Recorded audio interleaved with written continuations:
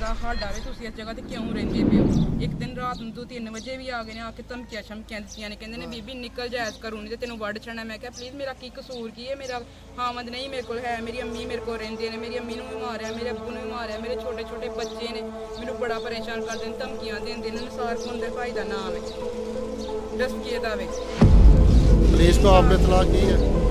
Police ਨੂੰ 15 ਤੇ ਕਾਲ ਕੀਤੀ ਸੀ, ਕਹਿੰਦੇ ਨੇ ਬੀਬੀ ਅਸੀਂ ਆਉਣ ਲੱਗੇ ਹਾਂ, ਬੀਬੀ ਅਸੀਂ ਆਉਣ ਲੱਗੇ ਹਾਂ। ਮੈਂ 2-3 ਦਫਾ ਕਾਲ ਕੀਤੀ, ਉਹ ਨਹੀਂ ਆਏ। ਉਸ ਟਾਈਮ ਆਏ ਜਿਸ ਤਰ੍ਹਾਂ ਮੇਰਾ ਘਰ ਤੋੜ ਲਿਆ, ਮੈਨੂੰ ਮਾਰ ਲਿਆ, ਮੇਰੀ ਅੰਮੀ ਨੂੰ ਮਾਰ ਲਿਆ, ਆਪੂ ਨੂੰ ਮਾਰ ਲਿਆ।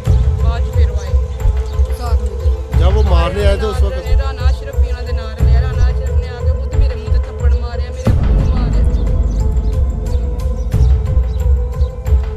ਰਾਣਾ ਅਸ਼ਰਫ ਚੌਕੀ 'ਚ ਰਹਿੰਦਾ, ਪਤਾ ਨਹੀਂ ਕੀ ਚੌਕੀ ਥਾਣੇ ਵਿੱਚ ਲੱਗਾ। ਅਨੁਸਾਰ ਉਹਨਾਂ ਦੀ ਗੁੰਡਾਗਰਦੀ ਖਤਮ ਹੋਣੀ ਚਾਹੀਦੀ ਹੈ।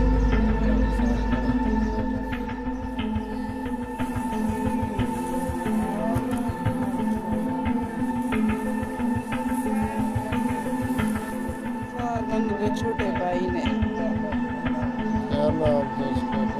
उसका नाम नहीं पता।